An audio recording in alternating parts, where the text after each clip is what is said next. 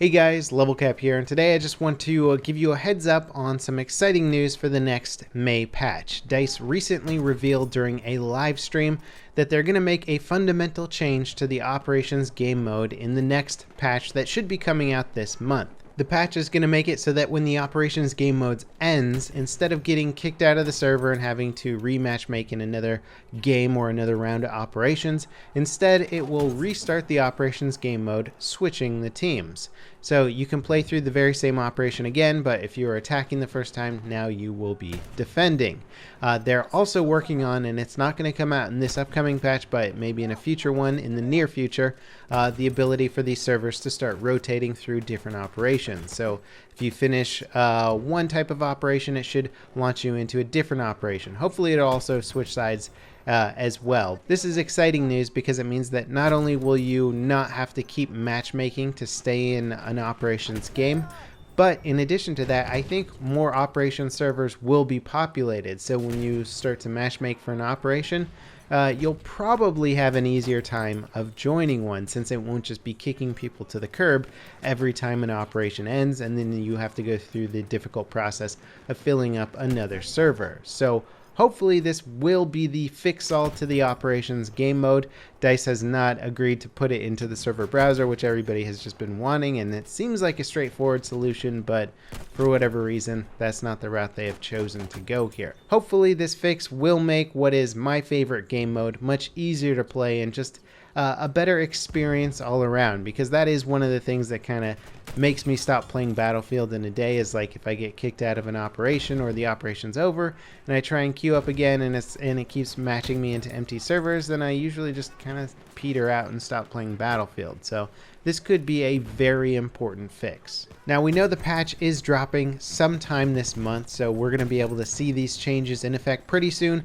Other things that you'll want to keep your eyes out for are the vehicle changes and stationary weapon changes. Field guns are going to be a lot better. They cannot be destroyed anymore. They can in fact be taken down to 50% health, at which point they'll be disabled, and you're going to need a repair tool to bring them back up. But this is good because it means tanks won't be able to permanently get rid of field guns, and the field guns themselves should be a little bit more effective against tanks this time around. Same goes for anti-aircraft guns. They will no longer be able to be permanently destroyed, so good pilots won't be able to fly around the map, taking out the AA cannons at the start of the game and then just fly threat-free for the rest of the match. That's not going to be a viable strategy anymore. There's going to be a significant amount of changes to aircraft. If you like to fly aircraft or fight aircraft, there's a lot of things you're going to want to know. Anti-aircraft guns are going to be able to shoot higher in the air. Sniper rifle rounds are going to do more damage to aircraft for taking out vital functions of those airplanes, like you can disable engines and damage wings as they're flying past. So if you are a big fan of playing the Scout, make sure to take shots at airplanes as they go flying by, as you're actually going to be able to do something significant now. The attack planes and fighters have been significantly balanced against each other. Attack planes should have slightly better maneuverability now, so an extremely good attack plane pilot should have a fighting chance against maybe a novice fighter pilot.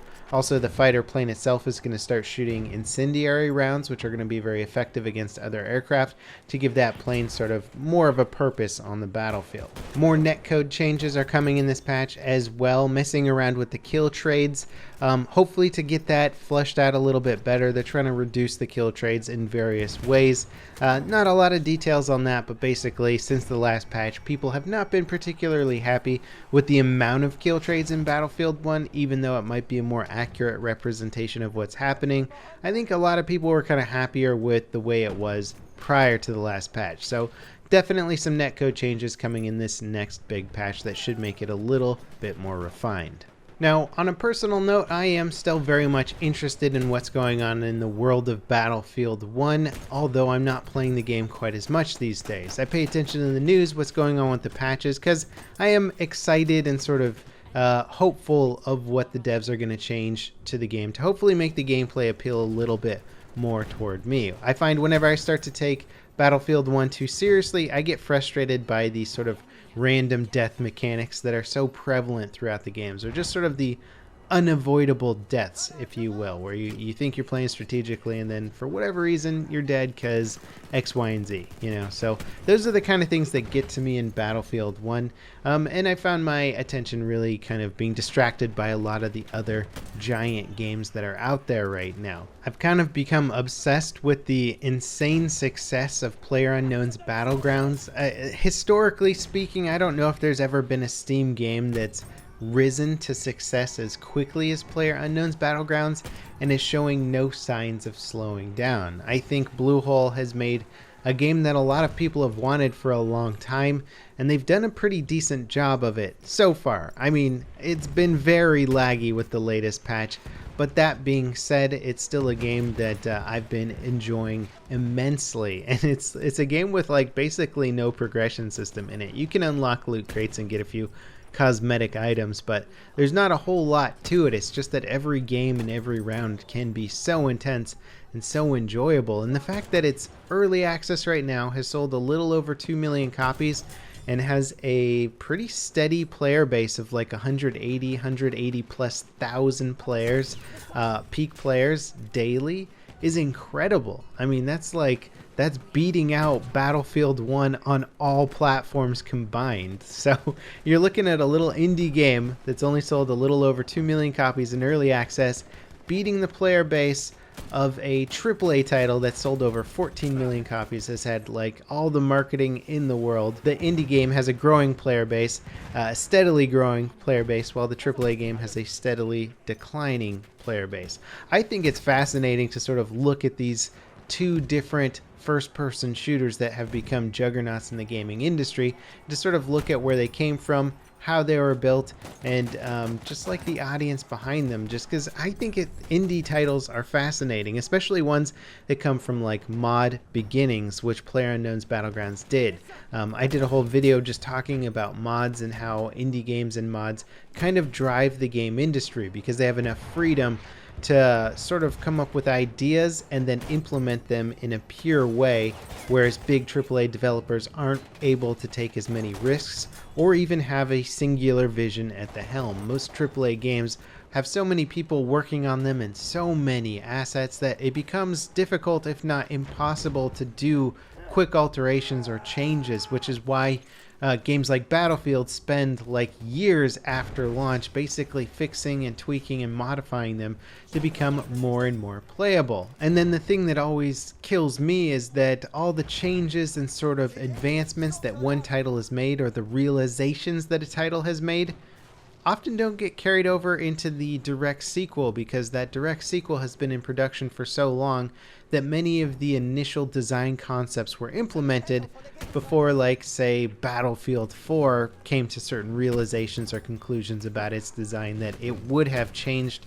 from the start if it could have. Those changes don't get made in the next title. You know, it's like it skips a title each time because that's how big and potentially convoluted the production process of these games can be.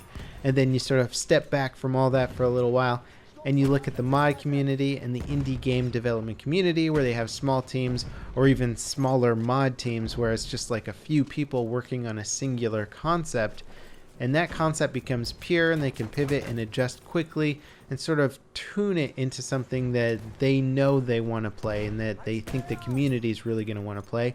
And all of a sudden you get these gems. And I think that's really at its essence why the mod community and the indie game community is often going to be 2 steps ahead of the AAA game development community. The only thing the AAA game developers have over the mod community really is technology to an extent. They can build their own game engines. They can push the graphical and the art envelope a bit beyond where the mod community and the indie game community can. And that can often sell games. I mean, just looking at the trailers for like Call of Duty and Battlefield, I mean, those things blow people away. Those are Michael Bay epic blockbuster like trailers for games. And then you look at the indie games and they can't really compete in that ballpark on the advertising and the sort of sex appeal side of things. But in the game design, the indie market is absolutely rocking it. And I know this video has gone like totally off the rails at this point. This is very like old school level cap where I'll start talking about one thing and then kind of pivot to something else. But It's just a lot of things have been on my mind recently with the game industry and the community and how game development works, and I just thought I would talk about it with you guys, see what you think. But I will wrap it up there. And one final little note is I think I'm going to be streaming a bit this week, probably a lot of PlayerUnknown's Battlegrounds, maybe a little bit of Battlefield if the lag on Battlegrounds really gets to me. But I'm thinking Tuesday, Wednesday, Thursday, starting at around 11 a.m. Pacific time and going to maybe like 4 p.m. Pacific time, so like a solid 5-hour stream. Stop on by. It's going to be on the Twitch channel. The link is in the video description. As always, guys, thanks for watching. I'll let you know when the May patch comes out, and I'll be sure to cover it once it deploys for everyone.